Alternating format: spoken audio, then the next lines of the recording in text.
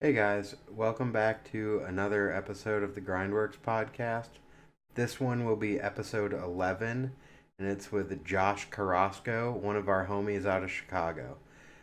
Josh came into town, hung out with us for a couple of days, rode some bikes, and then had to catch the train back out of town. And we filmed this right before I dropped him off at the Amtrak station, so we were a little bit rushed to close this out towards the end because it went longer than planned. But check it out, listen in, let us know what you're thinking, if you're liking these, not liking these. Always open to suggestions, so comments are free. Hope you enjoy this one, and thanks for checking it out.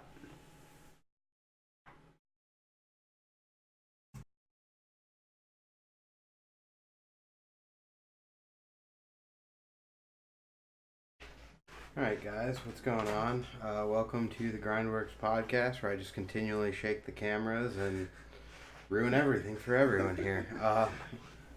Obviously did not get my camera setup done yet.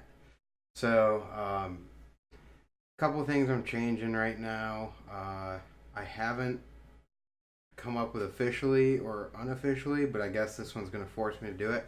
I'm not telling you what number podcast this is, because in the future I need to be able to strategically that was said weird strategically implement a number if critical or just important stuff comes up, whether it be a jam we want to promote real quick, a product, a service, a new video, anything like that is coming out.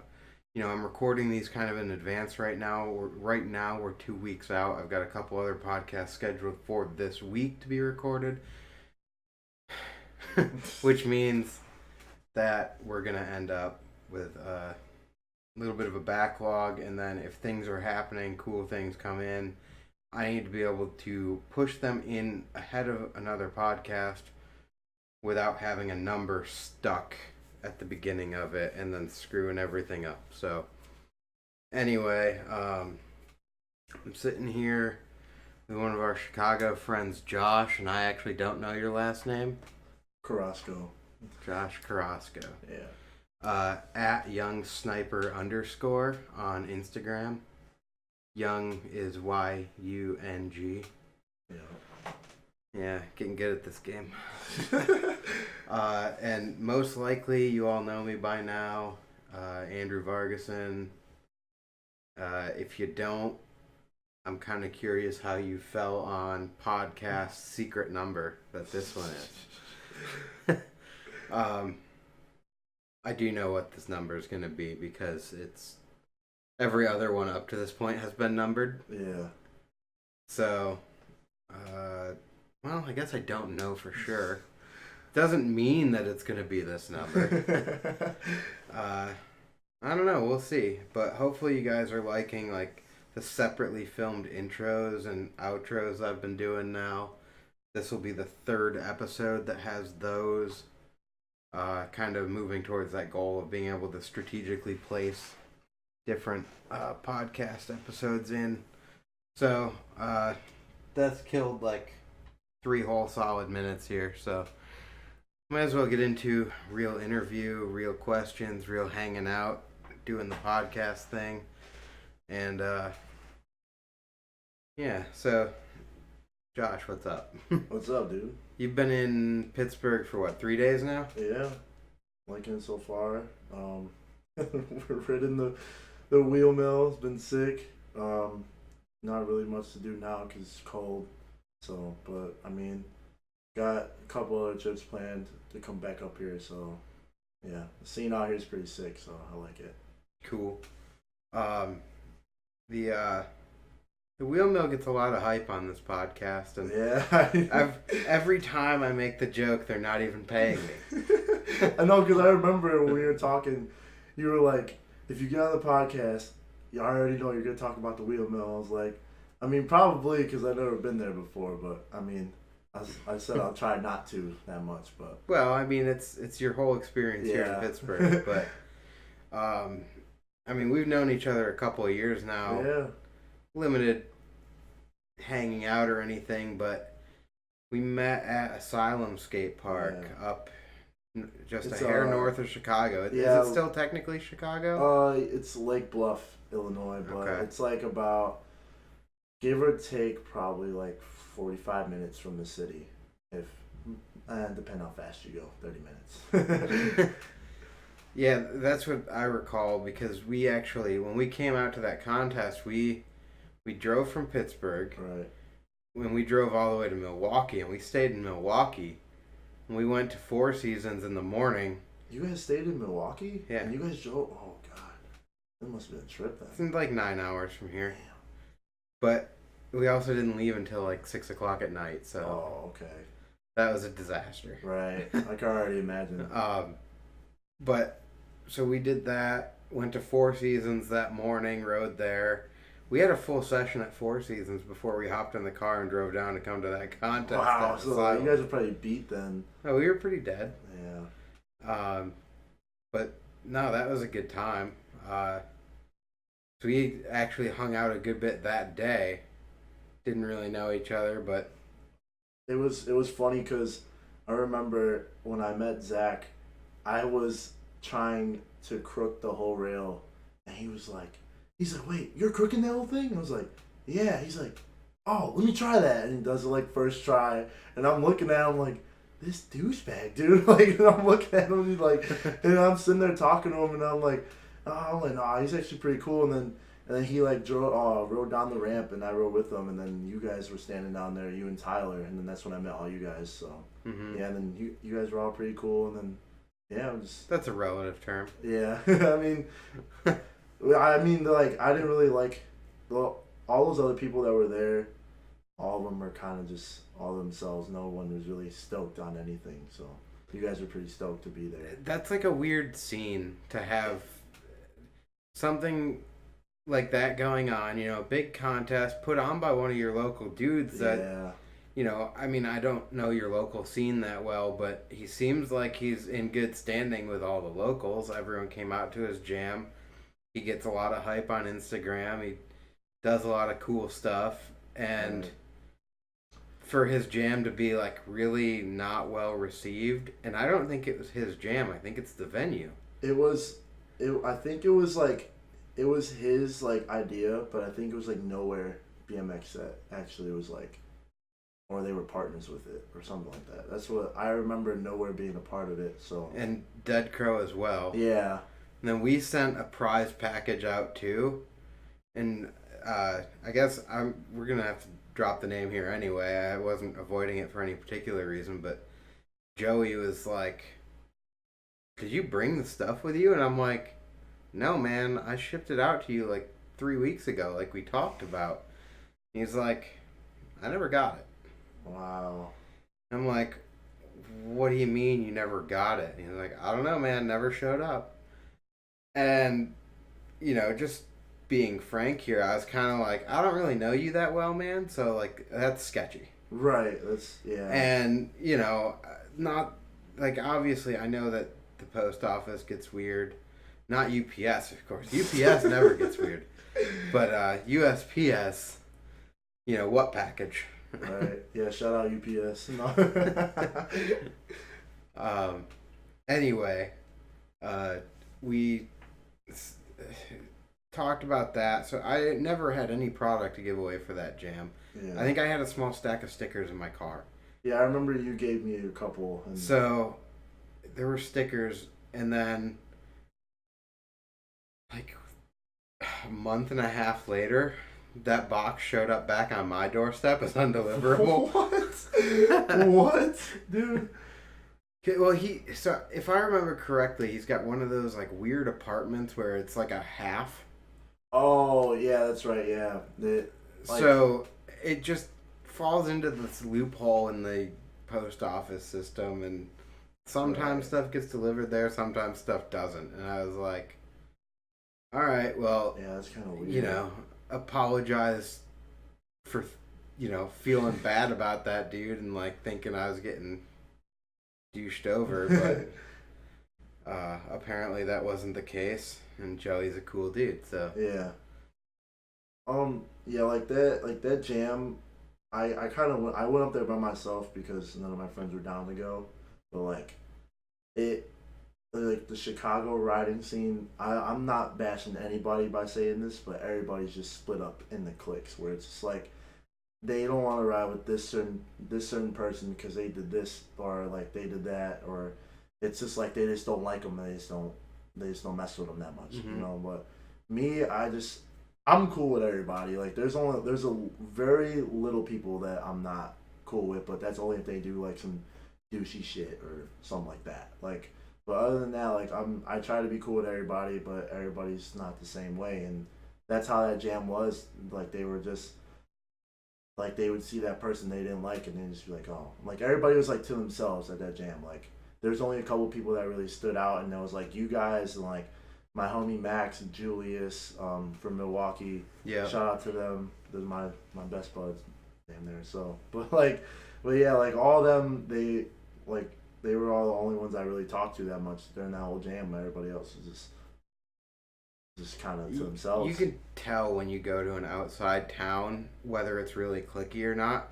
And I'll ask you in a minute about what you've experienced here, but I know that like what we typically say with this area, and it varies from local to local what they think. I don't think this place is cliquey at all. I think when you go, and maybe it's just the wheel mill.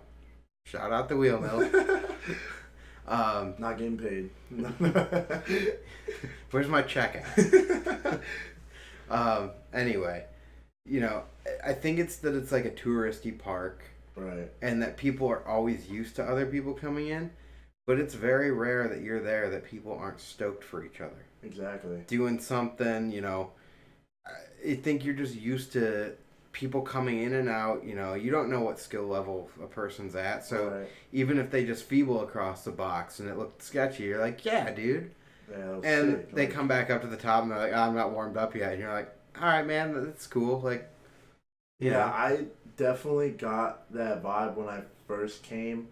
Like I think it was like that Saturday, like towards that when everybody showed up towards the end of the day, like when I forgot what I was doing.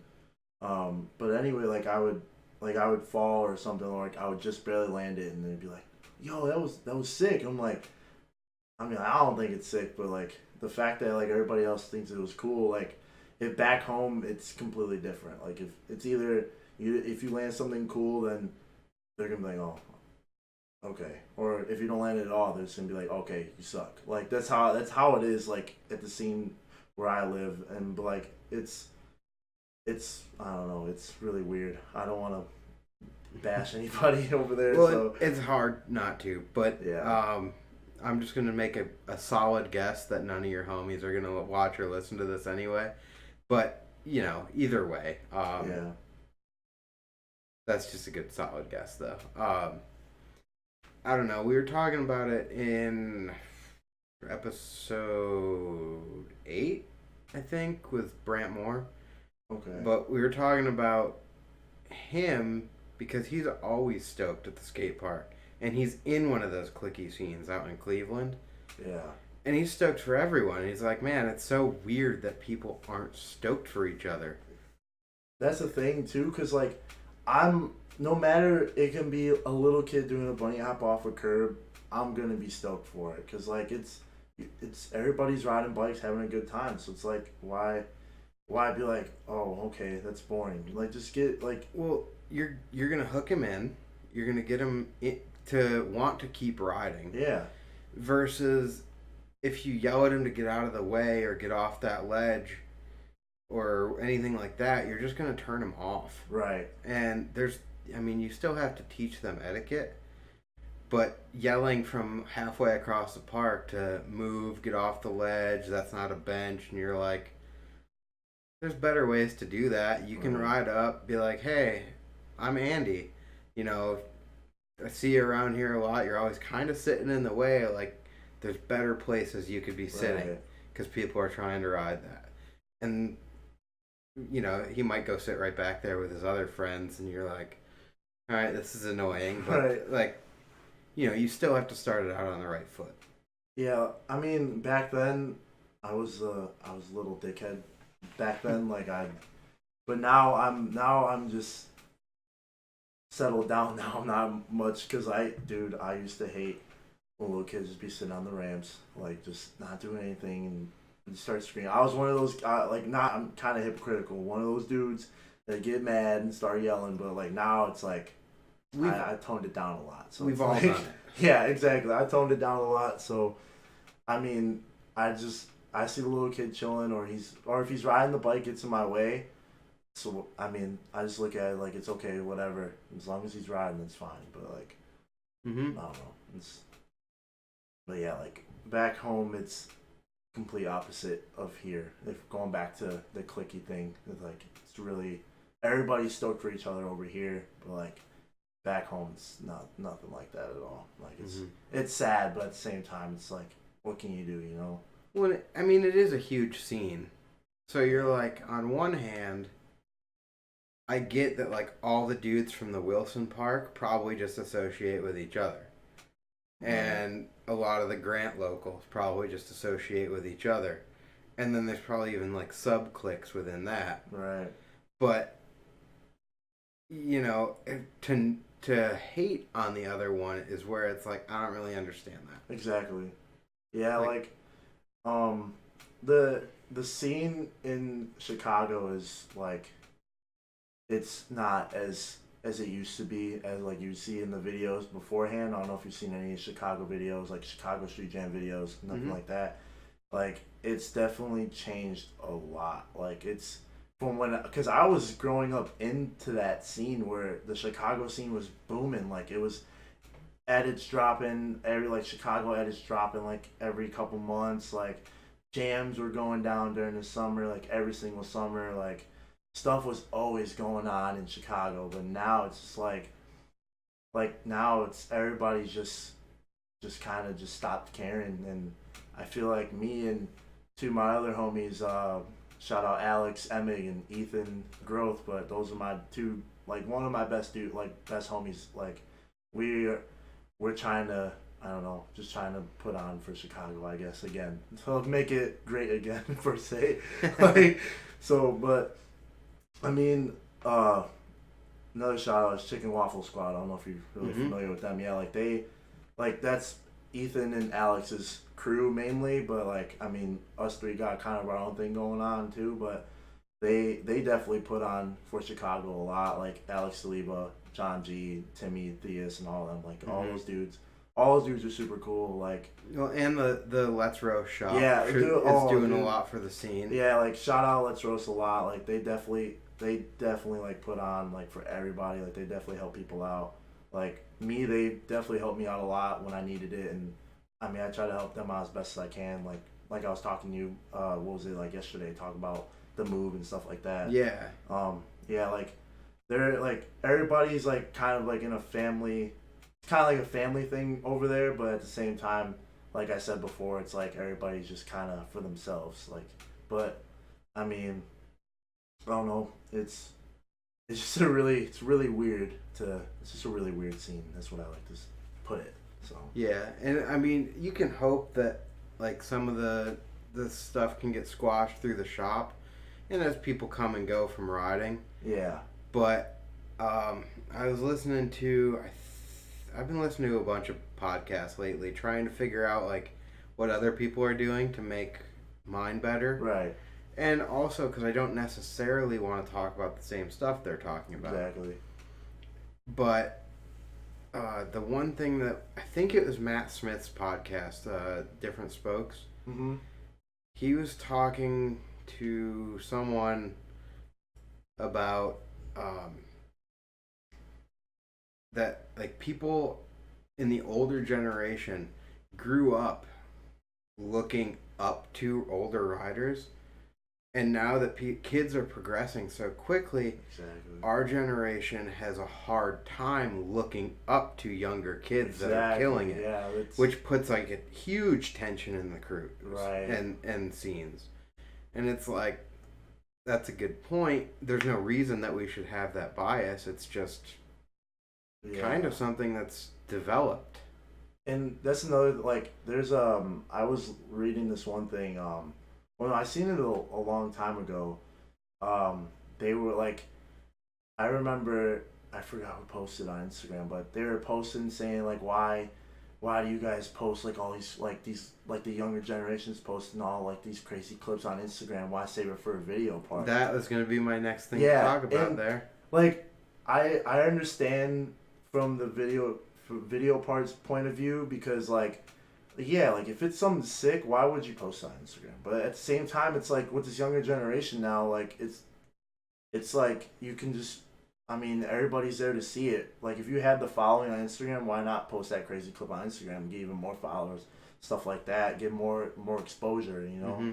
Like a video part, you pull that clip, say you pull that clip like a year from when the deadline is, and you guys finish the whole video, but you're not stoked on that trick anymore, and you want to go out and get something else, but you can't because the video's already done, you know? And I mean, I'm kind of like both ways. Like I say post the sick stuff on Instagram, but at the same time, it's like, why don't you save it for a video part? Yeah. Well, I guess I fall into both categories there, personally. Yeah. I'm very much a fan of real physical projects. Yeah, I am make it too, into like, a DVD. Yeah. Print a magazine. Not even a magazine, just a zine, or any other form of tangible media. Right. I'm a big fan of it, and I'm 30 years old, and I just kind of have those like classic roots, right, where I want to hang on to that stuff, but I fully understand the appeal and use of Instagram. And then you add on to that, in today's world, like, BMX is progressing super fast. Right. And at the point that you're going and doing something big, you almost have to just post it right away, or else someone else is going to do it first. Yeah. Post it on Instagram anyway, and then all of a sudden your trick is an ABD. Right. And you got to sit there and try to argue that it isn't because you filmed it first. But guess what? 100,000 people saw it on the Ride Instagram or whatever because it got shared from the other kid's post. Right. And you're like, all right, cool. So not that it was for nothing, because I don't believe that's true, but it's just kind of lame. Or, I mean, even worse, that kid might not have had any reason to do it other than that he heard it got done and wasn't going to be posted. And he was like, I'll do it. Right. I'll send it. Yeah, there was definitely, like, I had one clip. I'm so mad about this one. I had it lined up to do it. I'm not familiar if you know Street Series, like the Chicago Street Series that happened like in 2015. I'm pretty sure. Not really. Oh well, there's a spot along the lakefront, and it's a double king trail, and it was actually my first. I know exactly what one you're talking it about. was my first rail that I've ever done. I did it the day after the Street Series Jam happened, and then once like I didn't see this one. I didn't see. I think Dan Lacey did it, and I was planning on doing it because I was really I was confident I could do it. He did Dubs. Actually kind of one up me. He did Dubs hanger on the rail, and he did over Dubs hanger, and I wanted to do straight Dubs hanger. And when I seen it, I was just like, come on, dude, but I mean, I guess it happens, but yeah, well, and it comes down to, and this is probably another point of tension between different age crews and stuff, is why kids are riding. And I think as you get older and continue to get older, you're going to see your own mentality shift on this. Right. Because there is a time when you're younger and all you want to do is learn the next trick and you want to get better and you want other people to see your stuff. And then, like, depending on how that goes for you, you start to kind of see, like, maybe that's not what this is all about. And you're doing stuff more for you because you want to do it. And the filming it isn't even for other people as much as, like, that was sick. You want to remember it, and you want to see how cool it looked. Right. And there's another side to that, which is like, if you crash on it, you at least want to see it. Yeah, right. Like the crash. Like I mean, the crash clips might be better than the actual clip. You know, like, but yeah, like it's. I don't. Man, I don't even know. I just love video parts. Mainly just video parts. Like the Instagram thing is definitely like, I'm iffy on it. It's definitely like really iffy for me. But like I'm not saying I'm a part of an older generation because I'm not. Like, I appreciate the DVD, like the actual like everything, like the zine for say, or like this like the posters that go out with it, or anything like photos, like a picture book, anything like that. That is, I just think that's like the best. That's like the best thing because that's something you can just pull up and remember for. Like you can keep looking at it, stuff like that. And yeah, I think that's pretty cool. So I've been talking about it on and off on here, and I don't think it hurts to just bring it up again, but like a DVD, you can buy it right now, watch it once, and it goes in your, DVD collection or whatever, and you might pull that thing out in a month, a year, 5 years, 10 years, and you're going to watch it, and you're going to be like, man, that still gets me stoked. Exactly, dude. Like, but you're not gonna. You might, but you're not gonna go back and remember which Dakota Roach edit you liked 10 years ago, and go find it. Right. But if you remember that Dakota Roach had a sick part in video A, like then you're gonna go watch. Yeah. Like a dope video part in there, and you want to see it, you just pull it out and just watch it. Most likely you're gonna watch the whole video because that's the way it was meant to be seen. Right. And there's something to be said for that. And it also comes back to like, I feel anyway, what did your work mean to you? Obviously, the whole Ride thing is like a blown up situation right now. Ride doesn't exist currently. Right. Jeff Z and Fudger have started their own thing at our BMX. Yeah. Our_BMX. Yeah. And they're going to be going that direction. But the headlights video totally bummed me out, and I haven't watched it. And maybe I'm just being old, salty, grumpy guy. But they promoted it as a full length. But there was no DVD. And then dropped it as a web edit Yeah. that you have to pay for. And I'm like, all right, well, like I know what you're doing, but it's a glorified web edit and nothing else. And I know that a lot of people disagree with me on that, and that's okay.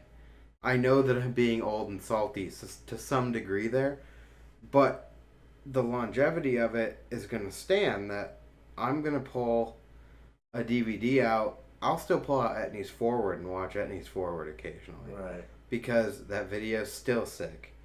Some of the stuff is dated in it. It's hilarious to look at old 44-2 sprockets and stuff as they ride by. But 40-pound bikes, stuff like that. But the video itself has held up well, and even if it hasn't, it's still a good video. And I just don't envision like fishing through your archives to pull out headlights from a download that you had in 2018 or 2019 or whenever the heck it actually came out. Yeah, like I mean, I bought headlights just because I really wanted to see. I mainly wanted to see it for Tate Ross Kelly's part because it was just his part was so good. But like, I was kind of salty that there was no DVD or anything with it because I remember I looked at the comments. It was the first couple comments. It was like, why is there no DVD? Like, why there's no like zine or anything? I would have pre-ordered it. Yeah, I like if it was said that, hey, look, we're not printing DVDs of this except for a pre-order. Okay, I definitely would have $20, whatever you want. I know, kind of jumping a little bit, but that Jimmy Levan documentary is about to come out. And that's going up for pre-order March 19th, I think is what they posted earlier today. Yeah. I mean, take my money. You're making a DVD, you say. Right. Like, that's one thing that was really cool because I bought It's Later Than You Think, the cult video, and it was cool because they had a zine with it. They had DVD, and it was so sick because like now it's like it was a good video, but it's just like I rather have a DVD and like or just it could just be the DVD and I would be satisfied. Like because just like you said about like the Dakota Roche thing, like you really gonna look up something on YouTube that's probably possibly gone or that he's done like 5 years ago, and you're sitting there trying the audio got deleted on it. Oh my god! All right, so I will go off track a little bit. Me and Zach were sitting in his living room, and we were watching the Mikey Tyler Michigan video. I don't know if you're familiar with that at all, but yeah, we were watching that, and I click on it, and there's no music because they took it off. And that literally just ruined it for me because like that was one of my favorite videos, like watching, and it was just like they took the music out of it, and the music the video was good overall, but I'd rather just have music. They go hand in hand. I mean, there's no lying about that. That a song can make or break an edit or a DVD. Right. You know, you can have the worst section in the world put together to a good song. And people are still down with it. You can have bangers edited to something terrible, and you're going to be like, I just can't wait till this part's over with. Right. And then the next time they play that DVD, they're probably going to skip it because they can't stand the song. Right. Yeah. Just happens. I was really mad about that when I clicked on the video.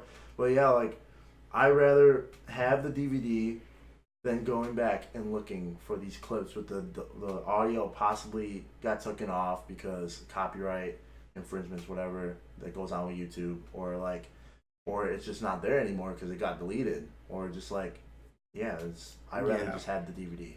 Salty Company took all that rider's stuff down when he left the team or something, or who knows what. But yeah, exactly.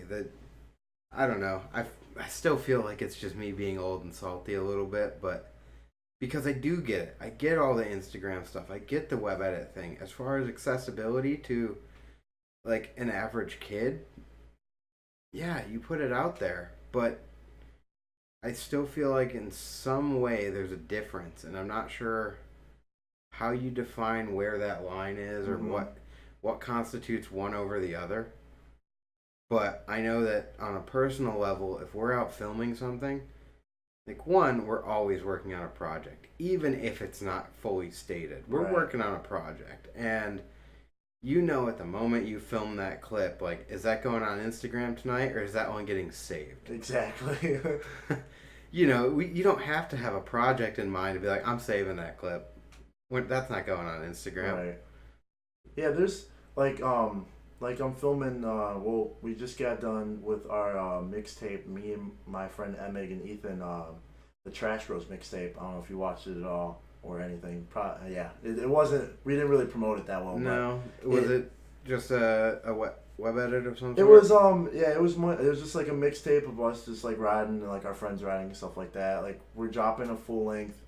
It's probably gonna be a web edit because it's not gonna be on like a bigger spectrum per se as like The Way Out. Or like the headlights could have been a DVD, but like should have been. Yeah, should have been. But like, you know what? I almost feel bad about trashing on that a little bit because they obviously had some other stuff going on behind the scenes, right? Where like at a corporate level, whoever owns or owned Ride, like probably didn't want to spend the money on something at the moment because they knew what was going to go down. And just a whole bunch of corporate nonsense skewing the right way to do things in BMX. And I say that, see, it's so biased. Everything, I don't know. I've just got biased opinions, but I feel like half the battle is knowing that. Right. Yeah, like, but yeah, like we're dropping a full length video. Probably gonna take like a year to film it just because we just want it to be good, and we want it to, it's not even just to impress other people, like it is at that level, but at the same time it's more to just satisfaction for ourselves. Like we made this video, like it's sick, like we're all hyped on it, like Well, yeah, like we dropped the mixtape just as like a feeler and got a lot of good feedback from that. And yeah, like the full length was not planned per se, but like I mean, there's some clips that we have that we weren't gonna use just for the mixtape just because they were like a little bit too good for our liking. We were like, yo, we should just put that in a full length or something, whatever we want to make, like put it in a video we're all stoked on, like, and literally the idea literally happened with like, I don't know if you've seen that Step Brothers clip where it was like, do we just become best friends? Like that's how it was, except like it's like, do we really want to use all this to film a full length? Like, oh, we're gonna do it, like, and yeah, like now we got our one homie Julius on board with it.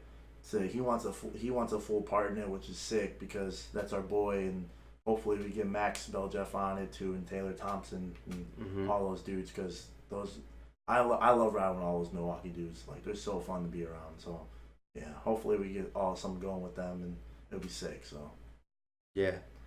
Do you have any like scope for it? Are you doing all street or are you allowing park? I guess. No. We have a project in the works as well that my original call was like only street stuff, and I haven't changed my opinion on that, but at the same time, like, I don't know, man, like, what's the deal? We're all riding, and like, it doesn't, I don't know, I've got mixed opinions there, but go on. I don't know, I just rather a lot of, our group is mainly just street oriented. Like everybody just wants to go out and ride street, which is fine. But at the same time, it's like, yeah, we are riding. Like if we're even at a park, but I mean, I'd rather be out in the streets filming something than be at a park filming, especially with a VX. You know, I'd rather film something in the streets on a VX than in the park with a VX. So, and yeah, like, I mean, I'm not against it. Like, I still appreciate Odyssey videos, even though there's park edits in there. I mean, like, I don't know. I'm not a big fan of it. I don't know. I guess it comes down to, like, in certain ways, depending on who's in your crew and who wants a part in it, like, some people, if you tell them they have to film it in the street only, they kind of don't want to be a part of it anymore. Right. And you're like, I mean, at that point, you're going, well, what about like half? Are you okay with doing like half your clips riding street? And then you're going, well, all right, I asked this dude to be in the video, or this dude's stoked on what we're doing, and we want him to be a part of it. But now we're telling him he has to change the way he rides to suit our needs. And that's where I go back and forth on it. I'm like, look, I want to do a full street video. But is it fair to the people that want to be, or that we want in the video, to tell them, hey, look, I'm real stoked on the way that you ride. Ride differently, please. Right? Like, you gotta change the whole way you're riding just so you could be in our video. But no, like, I mean, all of the dudes, like, all my homies, like, they're really down with just riding street, getting clips for the street. Like, all those dudes, those, like, Max, all of them would rather be in the streets. So I wouldn't want to change their riding just to suit my needs and my friends' needs to film a video, you know, because that's just not, that's not the person I want to be. Yeah. Like, I want everybody to be stoked. Like, if they want to film a half park edit, then, I mean, we might just have to work around that. But, I mean, at the same time, it's kind of like they're all down for whatever. Like, if they want to film a park edit, we'll film a park edit. If they want to film a street edit, they'll film a street edit. Like, it doesn't really matter. But yeah, like, just all those dudes, like, they rather be, honestly, like, they rather be in the streets. So, like, just like me. So, it's cool. That's how, like, a lot of my crew is. But at the same time, like, just sometimes you can't do. You know, the way your life and schedule play out. Like, there's those days where you're just like, I don't know if I want to go hit the streets. I might just go down the local, like. Yeah, do I really want to spend an hour and a half cruising around, maybe not riding something? Or do I want to take the hour and a half that I have to ride and make the most of it and just go get a good session in? And that's what skate parks are great for. Yeah, like, I definitely have, like, during the summer, during the process of filming for the Trash Bros video, like, we did take a long time to finish it. because like there was those days where like we just weren't feeling it, and yeah, like I completely agree. Like I'd rather go to the park and ride for a good hour and sweat a good hour off than looking in the street sweating, looking for a spot that I probably won't even find. That car's parked in front of it. Yeah, or a car's parked in front of it, or securities coming, or like that. And yeah, like there was a lot of those days where we were just kicking it at the park, not doing anything. But yeah, it happens. Like there's those like I said, there's always those days where you're not trying to go out in the streets. So, yeah, I get it. So, having been here for like 3 days, what do you hate about Pittsburgh so far? I want to say the hills, cause like I drove Zach's car and I was just like really really cautious. Like I was like I thought I was gonna die like every time I would go down the hill. Like this, cause I mean it probably sounds ridiculous, but like me like coming from Illinois, it's like you said, it's completely flat. Like it is. Like there's like no hills. Like if it's a hill, it's like nothing. Like it's not a hill at all. But like here, like it's just bends everywhere. Like it's nuts. And I could not deal with that. Like that's one thing. It's probably like the main thing I hate. You probably didn't even get any good hills. Yeah, I don't know. I don't want to know. I don't want to find out. I don't want to go to those. There's a bike ride here every year. It's like a race of some sort called the Dirty Dozen. I think it's actually technically 13 hills. Oh, God. But it's like the steepest and biggest hills in the area. Screw that. I'm good on that one. I'm good on that one. But the one is like debatably the steepest street in the world is Canton Avenue. Okay. In Beachview, I think. Okay. But yeah, it's kind of like a open to interpretation, because if depends on how you categorize steep, whether it's like over a set amount of distance, if it's a constant grade, or if it hits a certain point, and this one hits like 37% grade or something like that. That's crazy. I don't know. You can Wikipedia. I don't really care what the details are. Or there's what the heck is the street off 31st? I can't think of what it's called right now, but it is really tall and super steep. Jesus. And driving up it is super sketchy, even on a normal dry summer day. I would lose my shit if I was doing that. I don't know. I don't fuck with those steep hills, man. I'll show you a picture of someone riding up those hills. Oh my God. And you can see like you see the guy on the bike and he's leaned forward, whatever, and then you see like the people next to him, and you can tell that he's going up a hill like that. Oh my God. That's so funny. Yeah, I don't Rialto Street, that's what it's called. I don't fuck with those hills, man. Like I was like, when I was driving Zach's car, like it was just, I was so cautious the whole time. I was just like, and especially at night. Up right here, well, and show it to the camera too. But yeah, especially at night, yeah, dude, you can't see. Yeah, like like my eyesight is not, like, it's good, but it's not the greatest, and like me driving at night like through there was just like really sketchy. Like I was just like terrified. Like I was just like, oh my God, like I'm just winging it right now. Alright, so there's no bike on this, but this is Rialto. Oh my goodness. And somebody was pedaling up that? I don't know if you can see. Wait, someone was pedaling up that? Yeah. Oh, dude, I would have passed out. Like, this one's Canton. Oh my God.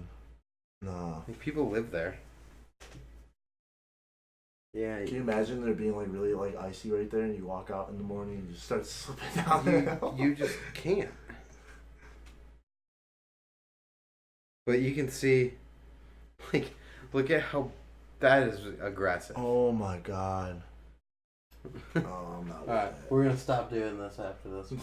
But you can tell it's just ridiculous. So Pittsburgh gets hilly. That's kind of the end game there. Yeah.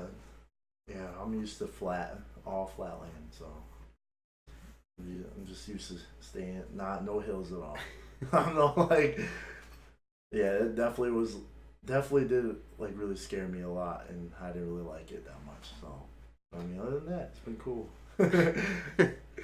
Yeah, and you'll be coming back out here late to midsummer, something yeah, like I want to say May, but I don't know exactly yet because I talked to Julius and Max, and they were saying I talked to them like a couple months ago about it, and they were saying that they wanted to come out here. And when I talked to Julius when we were driving up to Michigan for that Way Out premiere a couple weeks ago, and he said he was still down with it.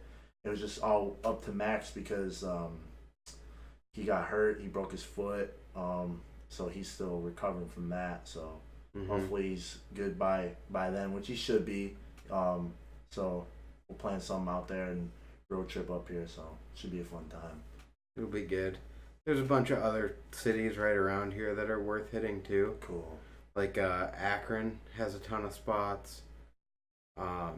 Cleveland's good, but I heard Cleveland doesn't. It has a lot. It has some stuff, but not all super. It's got a lot of like alley grimy stuff. Oh, okay. And I don't know it well enough to be like, yeah, I'll show you around. I can't help you. Right. Akron, I kind of know my way around.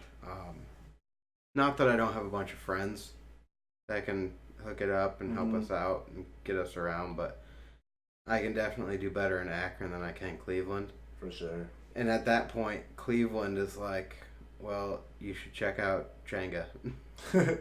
Yeah, I mean, I think Julius has been to Cleveland.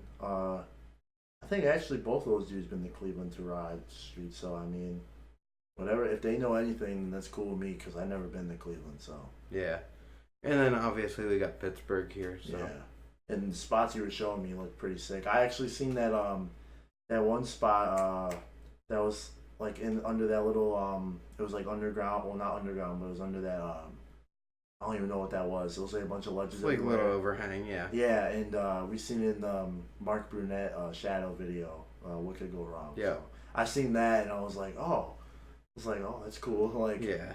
So there's a whole bunch of Pittsburgh in that video. Yeah, that's what Zach was telling me. Like he was like telling me like every time there'd be a Pittsburgh spot, he's just screaming out, Pittsburgh spot. I'm like, all right, dude. Like, you're like, I get it. They were here a lot. Exactly. Cool, man. Yeah. It was, but yeah, like I don't know. Maybe the spots are blown out to you guys, but I mean, it's just like vice versa. Like spots are blown out to me in the city, so it's like, when I see them, I'm probably gonna flip shit. Like, yeah. You guys be like, oh, we already rode here. Come like. Yes and no. I mean, some of it to me is always, do you want the typical like Pittsburgh street spot tour, or do you want to just experience Pittsburgh kind of on your own? Right.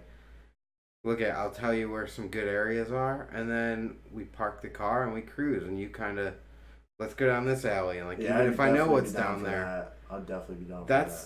That's how I've always preferred to go to people's cities, is like, I'll take a little bit of guidance, like, here's a couple cool spots, but other than that, like, you better ride between those spots and find the other stuff that I didn't tell you about.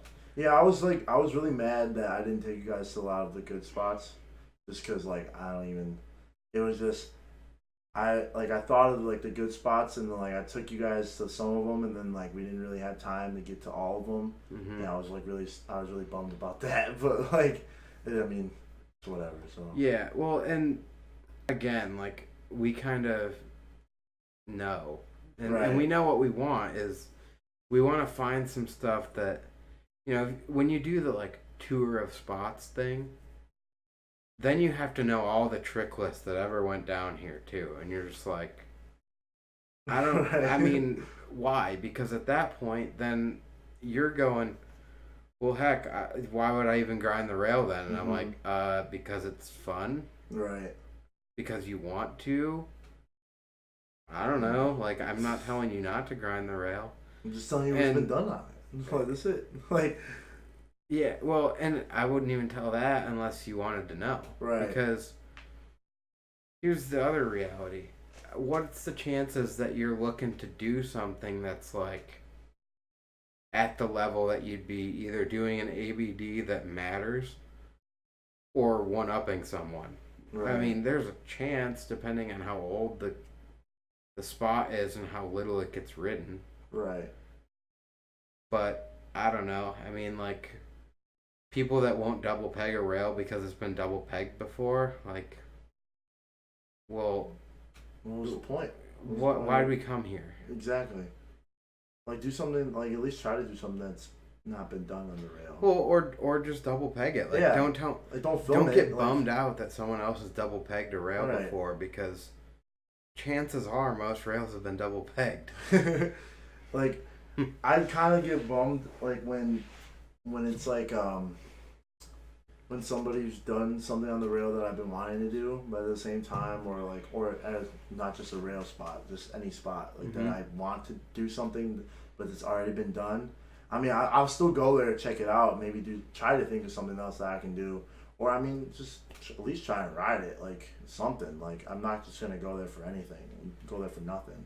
You know? I feel like it depends on what you want to do with the footage or a project too. Like, if you're filming like your local cruise video and you come all the way out to Pittsburgh and you do something that's been ABD before, like, is it really a problem? You're not like putting it on the national level of like, everyone look at my edit here. You're like, here's a documentation of what I've done the last couple of years that I thought was cool on my bike. Exactly. And if you look at it in that regard, and then you double pegged a rail that 8,000 other people have double pegged over the last 10 years, but you thought it was cool at the time because of where it is or what it is, then that's cool. Right. Yeah, there ain't nothing wrong with it. I mean, there's like I said, I'm kind of like both sides on it, where it's like, I'm bummed, but I mean, at the same time, I possibly still will film it just because, like, it's what I'm doing and it's what I think is cool, what I think is fun, and yeah, I mean, if you don't like it, then oh well. Like, I guess, like, but yeah, about it. Yeah. Normally I let these run super long. That's one thing I want to attempt to cut back on, is how long some of these podcasts run. Right. Not that there's not interesting discussion to be had or anything, but I think I've had one up to about 3 hours long, and it's like, God. That's, I don't care. It's not that draining on me because I'll talk anyway. Right. But you also have a train to catch back to Yeah. Chicago, which is going to be its own discussion before we even wrap. So, like, you took the train in, came in. What did you left on Thursday night? Friday night. I left on Friday night. Yeah. At 6:40. Got here at like 5:05 in the morning. Supposed to get picked up by Zach, apparently. That's what I was told. But you came pick me up. So, like, there was really no I don't planning. even know what 5 o'clock in the morning looks like. There was really no planning in that whole ordeal. So, shout out to Zach, I guess. Shout out to poor planning. Yeah, right. And then he was like telling me, he said, I'm sorry, dude, I'm sorry. I'm like, it's cool. I wasn't mad, but at least kind of give me something. Like, give me something to go off of. Just don't be like, oh, yeah, you can stay here at my place. Other than that, I don't know how you're getting yeah, here. Right. He's like, well, worst case, you can just take an Uber or something. I'm like, yeah, but if I don't have to take it, But then... that wasn't the plan. Yeah, like, it's whatever. I was Yeah. stoked to be here, so I Yeah. was so happy to get out of Chicago. It's nice to be in a It's different just a state. long train ride. Yeah, really long train. And then, like, you'd almost think that because of how long it's going to take, it'd be like significantly cheaper than flying or something. I mean, it's not. It's like marginally. Yeah. Realistically, include like factoring gas and stuff, it's probably cheaper to drive it and quicker. See, like I think it was the same amount of time. I think the train was just an hour longer. I think it was is 9 hours, and the car ride was like about like 8 hours. Which, I mean... I think it's 7 from here. Oh, 7 from here? Okay. Yeah, But I don't know, if you're like north of the city or something, then it's going to be... Yeah, I'm a little bit further down south more from the city. So then you should be like right on the 7 mark. Yeah. Probably, like, when I looked it up, it said like 8 hours, I think, flat or something like that, but I mean... Also highly dependent on time of day that you look. Yeah. Including like when you're going through a city. Right. So, I mean, really no big deal. But it's just kind of funny. You would think it would be significantly cheaper, and it's like marginally cheaper. Right. Oh, I thought it was...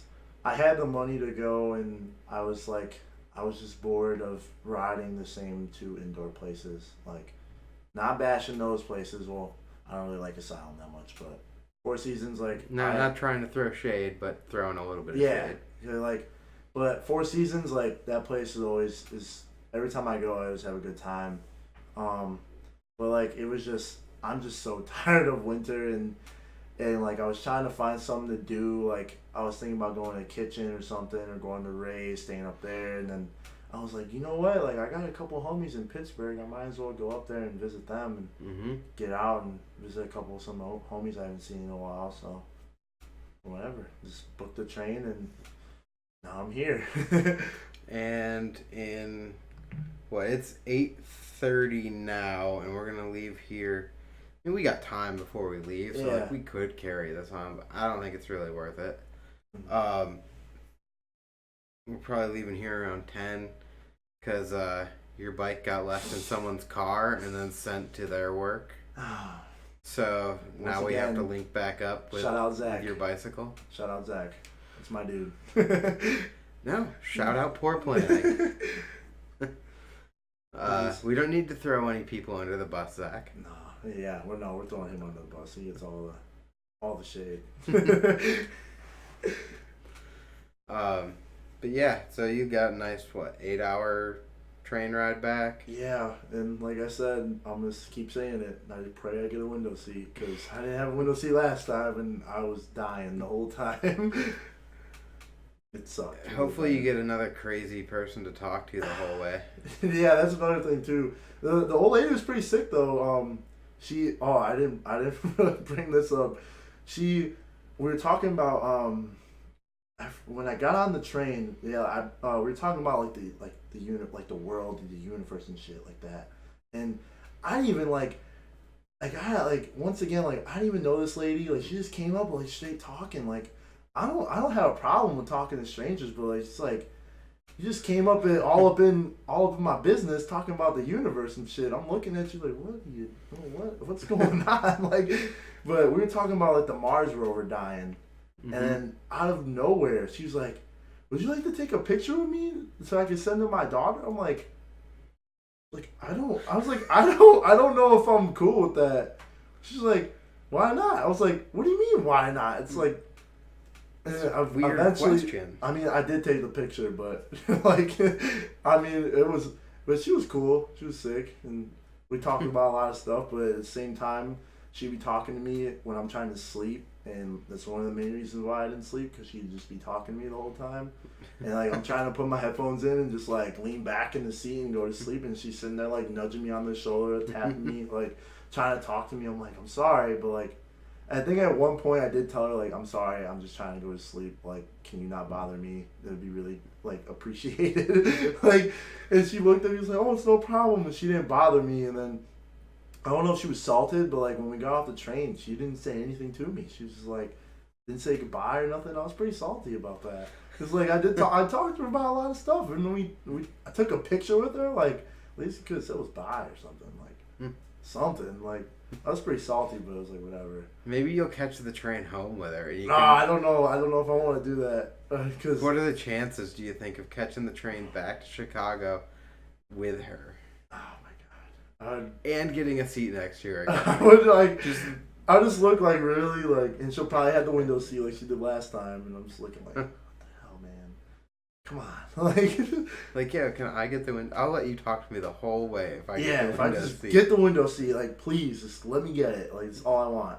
Like, cause like I sleep on my right side, so like that's like the main side I'm gonna go to sleep, and she was just like right here next to me, and I was like, well maybe I can just lean this way and she won't mind, but like. There's no armrest there, and she's just like right there. So I was like, damn it. And I was like sitting there like this. I was sitting there like this the whole time, just had my eyes closed, like trying to sleep, and then my hand would fall asleep, and like I'd have a big, huge red mark on the side of my face from my hand. Like it was so bad. That's good. It was definitely an experience. My first time being on a train. It was pretty cool. Like I didn't really see anything because it's dark. night. It was dark, and I mean, didn't have a window seat. Like fair enough.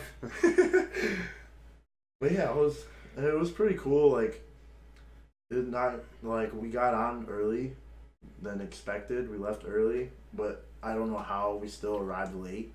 It was just beyond me. Because you just took a break on the tracks. Yeah, like we were sitting there for an hour, and like I woke up at 2, and it was like, what's going on?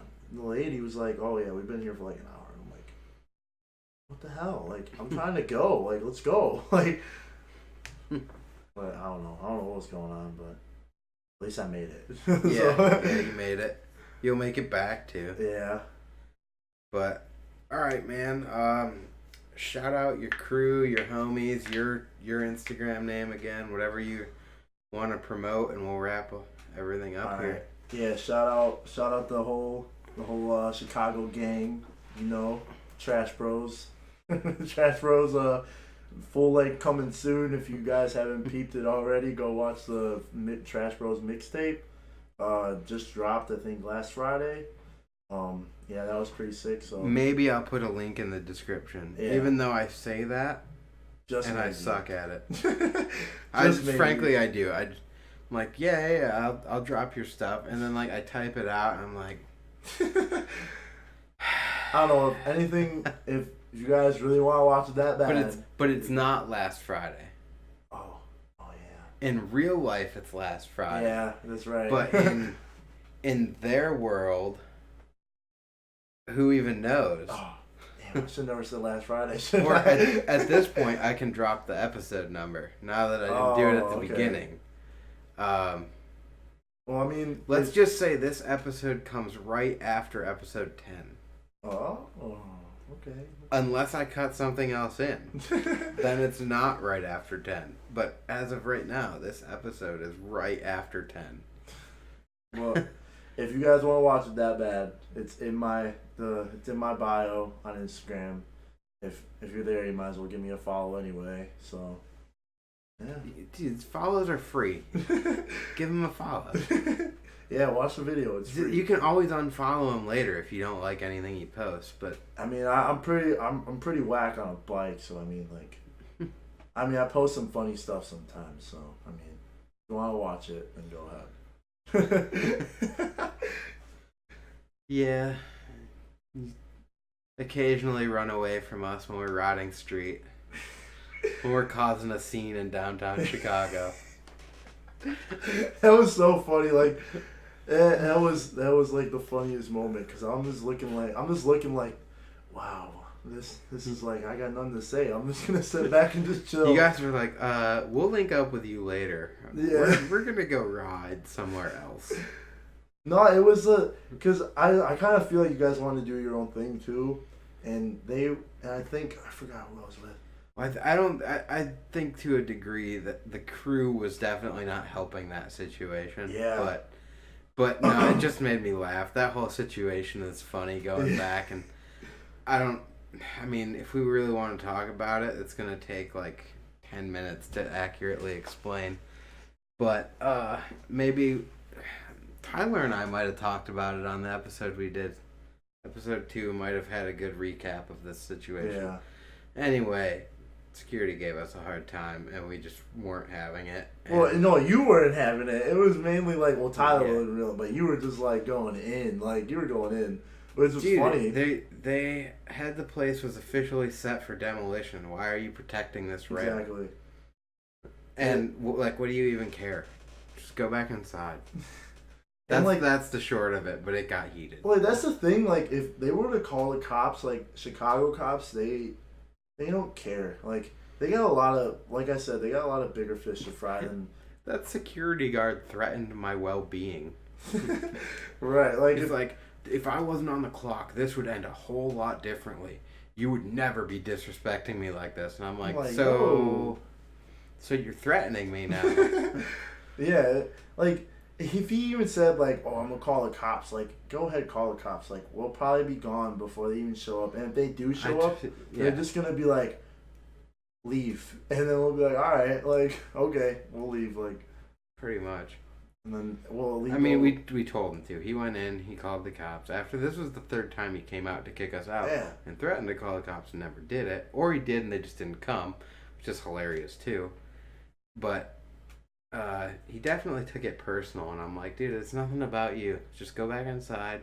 Right. And we'll leave. The thing is, like, security guards, like, over there, just, like, they take their job way too seriously. Like, some, like, there's some cool ones. Because they take it personal, and, like, to a degree it kind of is, but it shows them how worthless their role is because they can't do anything. Exactly. They're not allowed to actually do anything. Like, I've had a couple run-ins with them, like, where they just tell me to get out. Sometimes I'll just be like, whatever, clip's not really that important anyway. Or I'm just riding and not filming anything. It's like, okay, whatever, I'll leave. But there's times, like, where we're filming something that we really want, and, like, security will come, but we're just like, dude, like, just give us one more try. And it's like, sitting there giving us a hard time. And then we'll be like, all right, we'll leave. And then 5 minutes later, we go back, and then everything's all good, so. Well, alright, so you heard, I think you were there at the one point, this was right around the time you were going to leave, but when that guy was like, why don't you guys just go? And I'm like, why don't you just come out here and lean on the railing? Like, if you're sitting on it, we obviously can't ride it. Yeah, I remember that. And he's like, I can't leave the premises. And it's like, you're still on the premises then. Well, no, and I go, so then this isn't your property? Oh, yeah. And that's when he, like, totally lost shit, yeah. But it's like, man, you can't even step out here to do anything because you're leaving the premises. And I'm like, it's so dumb. You don't make any sense, man. He told us there's a skate park over in Millennium Park. And I'm like, nope, there's not. He's like, yeah, there is. There's one in Grand Park, not Millennium Park. He's like, why you guys gotta be dicks, man? So just let us get the clip and we're out. Like, that's it. Like, if you just go inside, we'll get this clip and we'll be gone and we won't come back here and bother you. But if you make us leave, we're gonna come back. Yeah, see, there was one situation, though, not to make this any longer or anything. I don't care. We're at an hour right now. So really? It's been an hour? Hour and 7, but... Alright, so, like... But, yeah, we're not pushing long. We're filming, me and my friend Emig were filming for this clip. We're at this rail spot somewhere in the suburbs, like, near my house, and, there's this, like, this church, and there's a rail, it's literally, like, stem height. And I wanted to do pegs the whole thing, because it's, like, a weird kinked rail.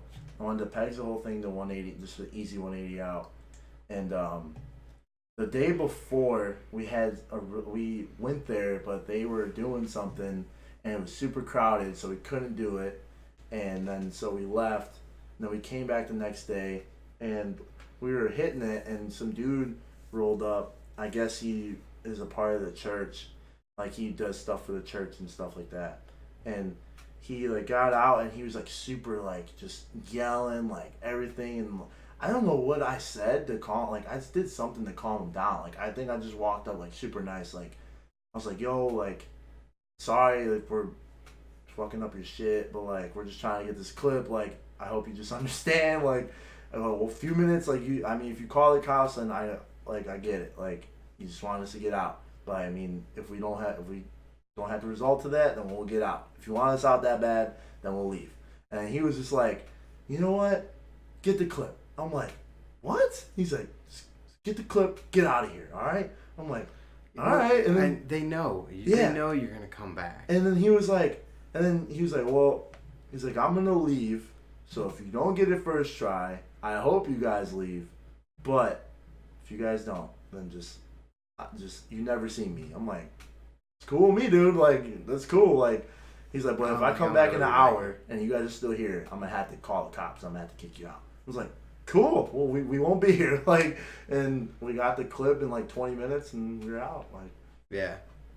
It's just like I think it's just how you approach people like that. Like, you come at them super crazy, or you come at them like with a monotone voice and speak to them like actual human being, and not fucking just start cursing at them and shit. And like, well, that only vice sometimes versa works. I mean, yeah.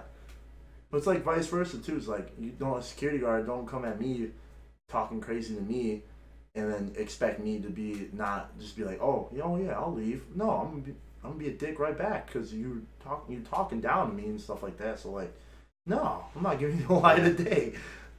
Well, and like, I mean, this is only a little bit true. It kind of is, but like, you know, Tyler, Max, and I were out there filming for a GrindWorks video. Yeah. Now, depending on how you consider GrindWorks, whether it's like a company or a crew, because it's debatable to some degree. It's not like we have a pro team. Mm-hmm. And it's not like we have a ton of products, so it's like you could make an argument either way. But I was like, look, man, it's your job to tell us to leave. It's my job and his job to do this. Like our company paid for us to drive all the way out here 7 hours just to grind this rail, the one that's going to be torn down according to this news article. And it's like, well, I don't think we can both do our jobs then, and mine's more important. And I'm like, how do you justify that? Like, because you guys are riding little kid bikes. And it's like, so, I mean, people get paid in this sport. Not a lot, but I mean, they get paid. Like, yeah. Like, well, and they don't know the difference anyway. Yeah. But, I mean, I've had that work to my favor more than one time. I might have to start using that one now. I might have to start saying that, like, yo, like, this is my job right here. My job is to do this. You know what you get hit with a lot back is, do you have a permit? Oh, yeah, that's where they gank you, huh? Yeah, I don't know about that one then. Like, well, like, I left it in the hotel. Yeah, like, I got it, but I just don't got it on me.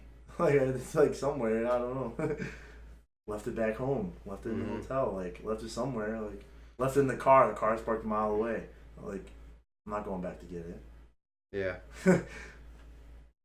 So, I mean, it turns into, like, a little bit of a problem. You can also just make up fake ones. And most likely, they've never seen what the real permit for filming looks like, so how do they know the difference? Exactly. But, I don't know, sometimes it's just not worth it. But I've had it work to my favor where, like, again, you kind of have to read the person on the fly, and sometimes you read them the wrong way, and it doesn't work out, but they were like, we can't just have any random people flying off our walls here, and we're just like, we're professionals. Right. Like, we're not just random people. Everything we're doing is calculated, and it's for a movie to promote this local area. And they're like, oh, okay, well, okay, yeah. Like, you're like, can't believe that worked. Right. You're like thinking that you're gonna have to just leave anyway, and all of a sudden it works out perfectly. That's funny though. Like, yeah, it's for a movie. It's gonna be out in like a year from now. Promoting the local area. Oh, okay. I didn't realize you guys weren't just random kids. Yeah, okay.